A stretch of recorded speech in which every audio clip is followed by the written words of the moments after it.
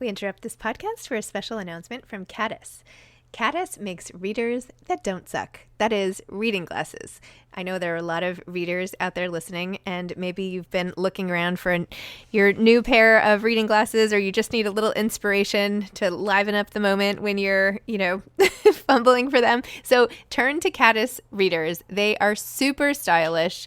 They also make progressive and sunglass readers, and you can wear them all day, which is amazing. They're anti-aging as a company, and that they're very mission driven. They don't think that the whole fountain of youth illusion and the fact that people are profiting from it is a good thing. And they think what we have now is pretty great. I mean, Caddis readers are age awesome readers. And I love that, especially since I'm 45 years old. So yeah, the older, the better. Anyway, Caddis lenses are also infused with proprietary blue light blocking technology called FRQ, which blocks 45% of harmful blue light. And hopefully will save you from getting those screen headaches. You can save $10 on your order at caddislife.com using code BOOKS10. Again, you can save $10 on your order for these stylish reading glasses at caddislife.com using code BOOKS10. So go get them. And now back to our show. Hi, I'm Zibby Owens, and you're listening to the award-winning podcast, Moms Don't Have Time to Read Books. If you like this podcast, you will love my new anthology called Moms Don't Have Time to Have Kids. Check it out, and you'll hear from 49 authors about all sorts of things moms don't have time to do. All the authors have been on this podcast. Also, check out my TikTok with Zibby and Tracy, my other podcast, Sex Talk with Zibby and Tracy. Check out Moms Don't Have Time to Write on Medium. And of course, my new publishing company called Zibby Books.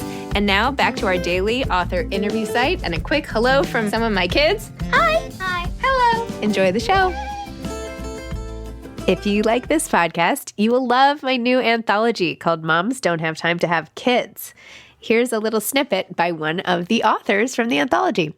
My name is Alyssa Friedland, and I'm thrilled to have contributed to Moms Don't Have Time to Have Kids. My essay is called I Diet, Therefore I Am, and what I really don't have time for is binge watching TV. The editor of today's anthology is me, Zibby Owens. The anthology, Moms Don't Have Time to Have Kids, a timeless anthology, is 49 authors writing 53 essays on topics that moms don't have time to do. Things like getting sick, seeing friends, writing, losing weight, and of course, sleeping.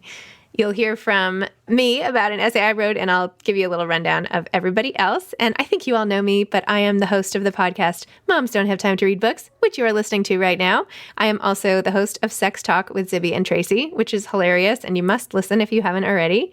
And I am the co-founder and CEO of Zibby Books, which is a new publishing home for fiction and memoir. So enjoy. And also all the essays in this collection were edited by Carolyn Mernick, who is the author of The Hot One and a former editor at New York Magazine. Well, this is an easy podcast because today's guest is me.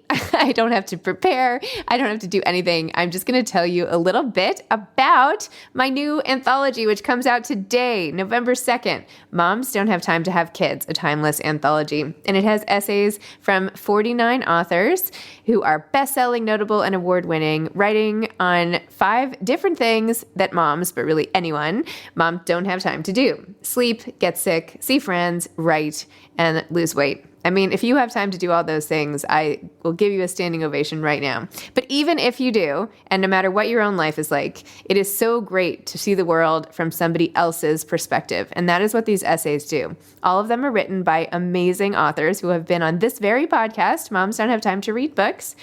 And they're opening up their minds and their feelings and thoughts for all of you. I mean, it's really amazing. So, for example, Lily King, who is one of my favorite authors who wrote Writers and Lovers and has a new book coming out next week, by the way, a short story collection, if you haven't picked it up. Anyway, she sent me an essay for this collection about her daughter and her daughter's struggle with some illness, which I hadn't known anything about. And in the document, it said, the subject... Or not the subject. The name of the file was For Zibby. And I was like, this is the coolest thing ever, that Lily King is sitting there and titling a document and writing this for us, for me. It's just so cool. And it's for all of you. It's for all of you to enjoy. And I'm just so honored to bring the backstory of all these authors into the world. So I don't know, I get very excited about this. There are amazing authors. I hate to single anybody out, but I'll just read a few names in the sleep category. Alison Pataki, who is a best-selling author for The Queen's Fortune. And oh my gosh, I loved her memoir, The Beauty and the Broken Places, about her husband who had a stroke when she was pregnant. And Cecily von Ziegesar, who is the author of Gossip Girl. In the Get Sick section, KJ Dell'Antonia, Reese's book pick for The Chicken Sisters. And Christy Woodson Harvey, a recent New York Times bestselling author. Lily King, who I just mentioned. Caroline Levitt, Gigi Lavangi. I mean, everybody. Now I feel bad that I'm not reading every single name. Maybe, you know what? Maybe at the end of this episode, I'm going just to read everybody's name so I don't leave anybody out. Because seriously, even though some of these authors have achieved more, commercial or sales success than others, I think all these authors are amazing. Obviously, so do publishers because they've all done great and had their books published and are beloved. But in terms of people's feelings, there's really no way to rank that at all. And there are no stories more important than any others. And all of them are extremely poignant and probably will hit you in different ways, as is the case often with essays and books. You'll find the ones that you need, that speak to you, that inspire you, that make you feel less alone. And again, I am just honored to usher these into the world. I also wrote a couple essays of my own in here, and I wanted to just read one of them for you. There are 3, but I'll read one, and hopefully this will whet your appetite for more. And then you can get the book for essays from other people like Janine Cummins and Stephanie Danler and Jean Kwok and Adrienne Bankert, Arden Myron, Richie Jackson. Oh my gosh. Okay, which one should I read? I've written 3 essays for this book. The first one is When Bedtime Won't Come Soon Enough. Amen to that. That's in the sleep section. I also wrote Click, Click, Click Through My Mind in the Get Sick section. And I wrote something in the writing section. Yes, To All the Books I Never Sold. Well, I want you to get the book and read that because I think that's my favorite one, but I don't want to give it away. Okay, I think I'll read Click, Click, Click Through My Mind. And again, if you are listening to this and driving around somewhere or doing the laundry or all the things, go on your phone and buy a copy of this book, please. Is that subtle enough? It would really mean a lot. I think you'll really like it. And you could read each essay. You can read 4, 5, 6 essays in the time it takes you to listen to a podcast episode. So I don't know. Think about it. It's going to be really good. I think you're going to be excited. Anyway, okay, here's my one essay. And buy the book to get my other 2 and all the other essays. Click, click, click through my mind. At first, I just couldn't find the right words. I would open my mouth to speak, and my brain would spin in circles like an unwanted rainbow swirl on a frozen computer. It's in the garbage, I would answer when asked the whereabouts of something in the garage. People's names? Forget it. I would pass women about my age, then my early 30s, on the street, and they would stop and say, "Zibby!" We would chat and part ways. Meanwhile, I couldn't remember who they were or how I knew them. I even started getting lost. On the way back from running to a drugstore down the block, I suddenly stopped on the street I'd traversed a million times and couldn't remember where I was or which direction would take me home. I just froze on that tree-lined New York City street, cars whizzing past, clutching a white plastic shopping bag, and knew that the cognitive impairment I'd noticed was getting worse. I called my now ex-husband and said I felt like I was losing my mind. He stayed on the phone until I could get my bearings. Admittedly, it was a stressful time. I had 3.5-year-old twins in the terrible 3s who didn't sleep at all. We were in a temporary rental apartment with none of our creature comforts while our home was being renovated. The loving nanny on whom I depended, who I loved like a best friend, whose former boyfriend I'd helped catch having an affair, suddenly left our family and New York after a cancer diagnosis. She is now fine, but never came back to work. I wasn't getting along with my husband. I was out of sorts, depressed, and a bit lost emotionally from not working after decades of academic and professional rigor. I think I'm losing my mind, I confessed to some fellow moms while sitting on plastic folding chairs, watching an indoor kids and sports gym class through glass doors. I can't even form proper sentences anymore. Mom brain, one friend responded, waving her hand dismissively. Me too, another said. Totally, another added. It happens to everyone, a wiser mom with older kids advised.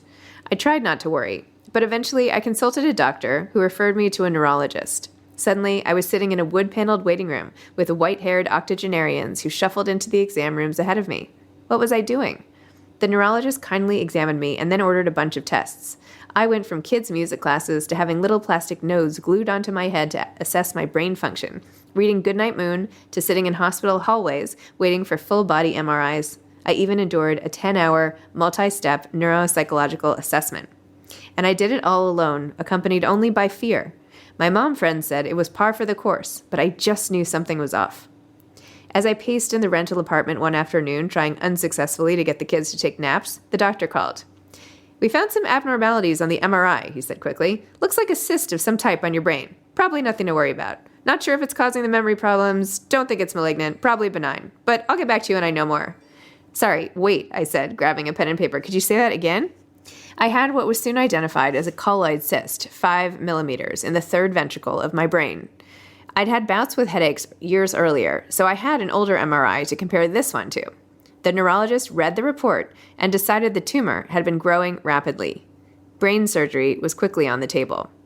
I told my family and some close girlfriends, who all helped me get other opinions. I sent my MRI results to hospitals all over the country. Every single surgeon I spoke to recommended immediate surgery as a preventative measure. If I waited, the tumor could maintain its quick rate of growth and start having a real negative impact.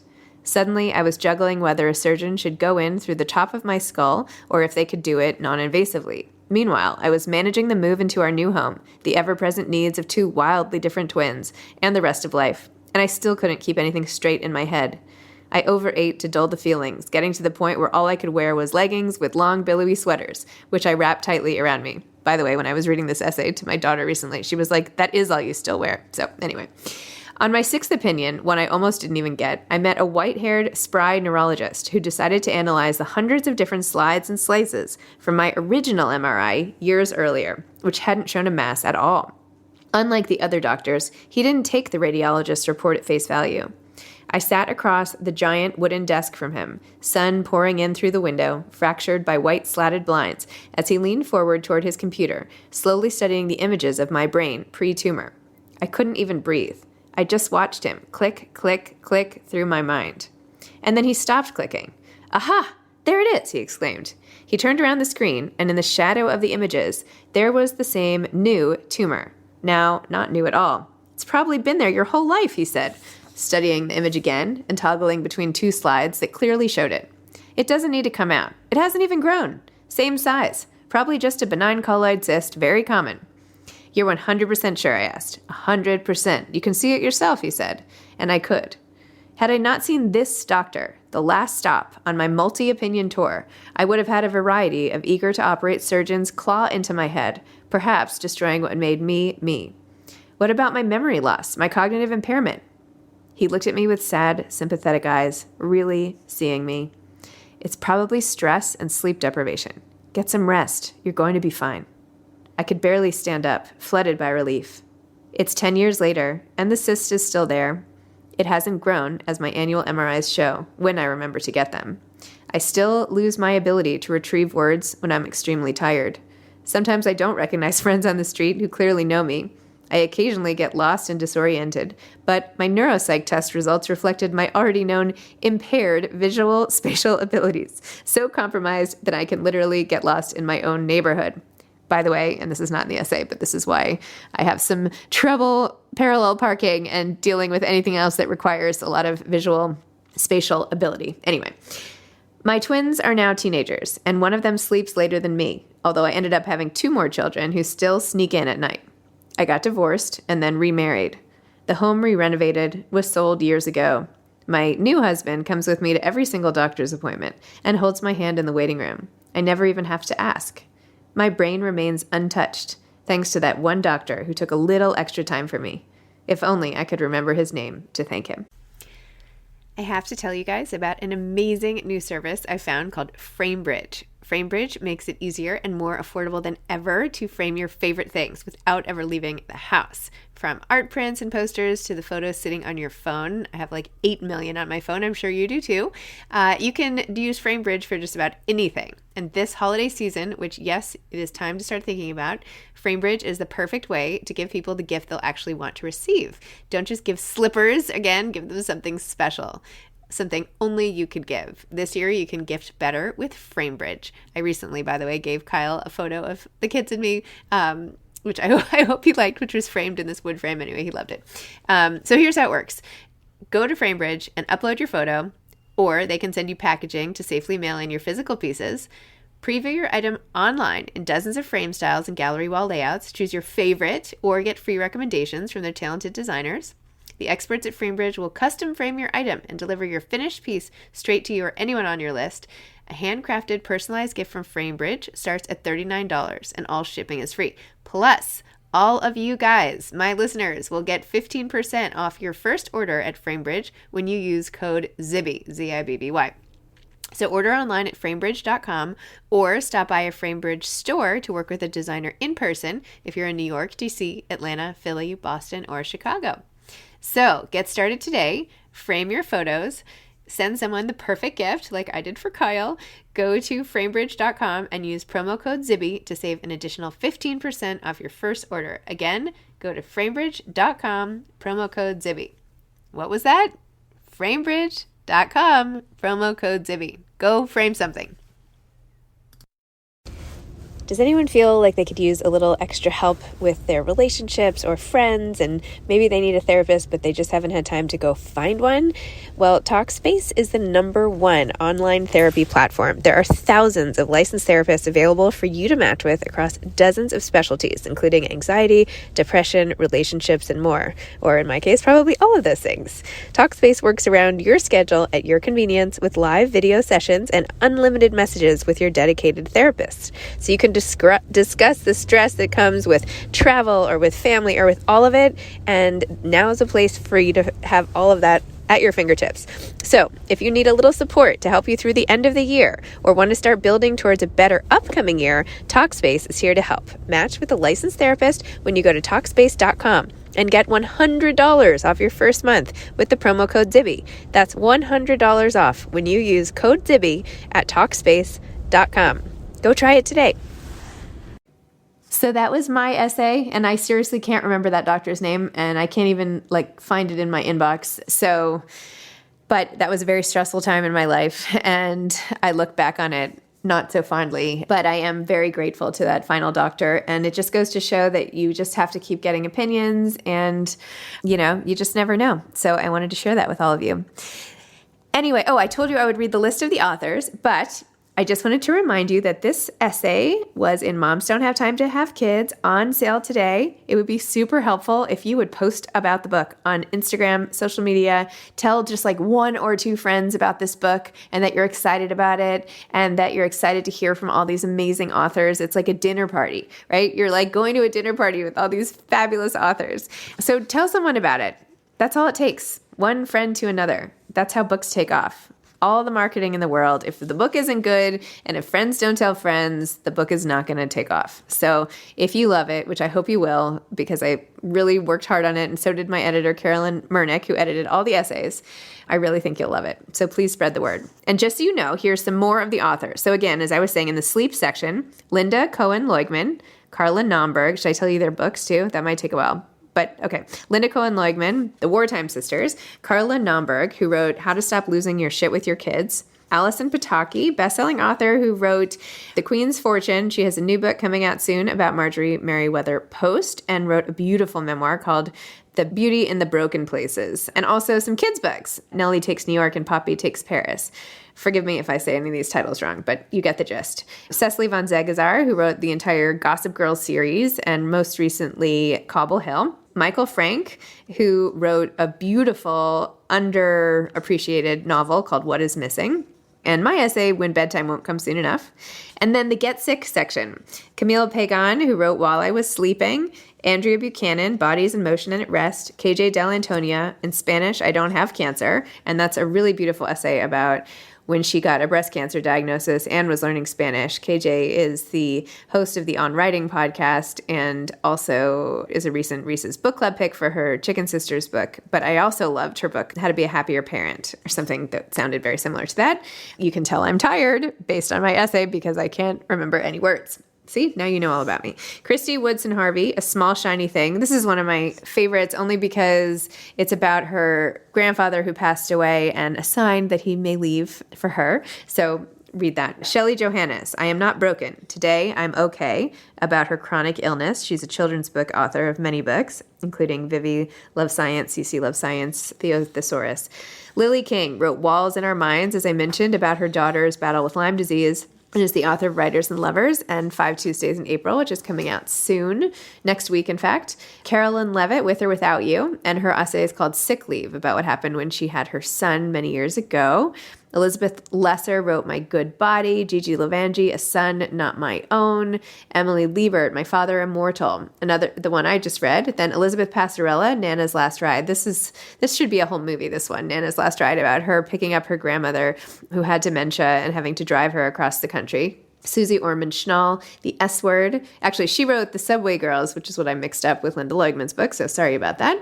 Melissa T. Schultz, Sunlight Through an Angled Window. In the See Friends section, we have Chandler Baker. We met online, whose new book, The Husbands, and other book, this is literally what I would edit out, but I'm not going to edit it out because this is just me. The Whisper Network, that was called, are both Reese's book picks, I think.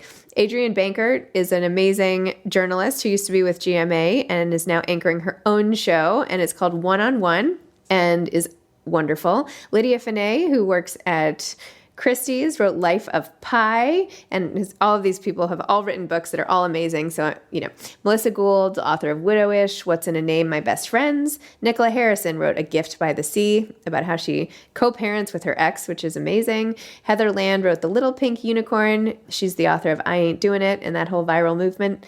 Abby Maslin wrote The Pursuit of Becoming. She wrote a beautiful memoir called Love You Hard. Jean McCulloch wrote Snow and the Night Sky, which is beautiful, about a friend who passed away. Malcolm Mitchell, Mission, Quiet the Stomachs. This is a really powerful essay about how he grew up very in the depths of poverty and had to steal food. He's now a Super Bowl champion and started a literacy nonprofit. He is like a total role model and rock star. Lindsay Powers, Let's Just Meet Here Every Day.